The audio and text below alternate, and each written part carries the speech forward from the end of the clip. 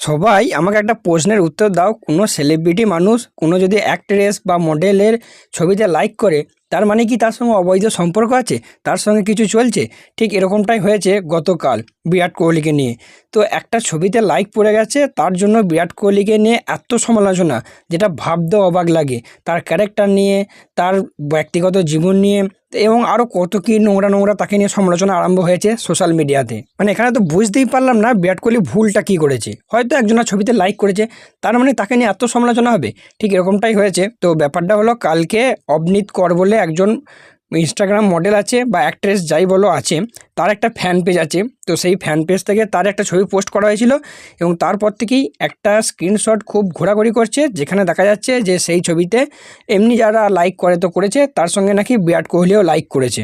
এবং যে বা যারা সেই পোস্টটা দেখেছে তাদের বক্তব্য যে ওটা বিরাট কোহলি অরিজিনাল অ্যাকাউন্টই ছিল, সেখান থেকে খুলে তারা দেখেছে।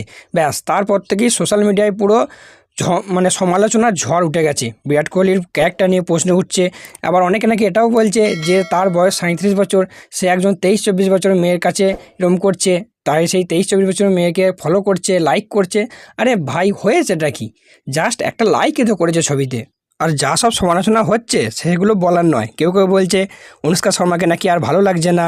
অনুষ্কা শর্মার আর অবশ্য কালকে অনুষ্কা শর্মার জন্মদিন ছিল, তো অনেকে বলছে অনুষ্কা শর্মার জন্মদিনে তাকে উইশ করে তলায় তলায় এইসব চলছে, তলায় তলায় লাইক করতে গিয়ে ধরা পড়েছে, মানে আরও কত রকম কত কী। এবং এই ব্যাপারটা এতটাই ভাইরাল হয়ে গেছে যে শেষ পর্যন্ত বিরাট কোহলিও এতে রিয়্যাক্ট করতে বাধ্য হয়েছে।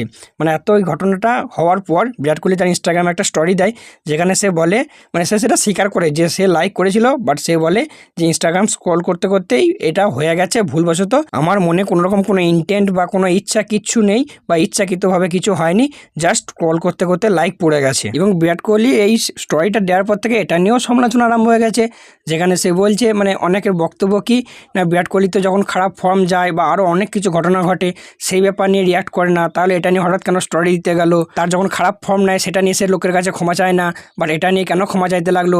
তার মানে কি অনুষ্কা শর্মা তার পিছনে পড়ে আছে?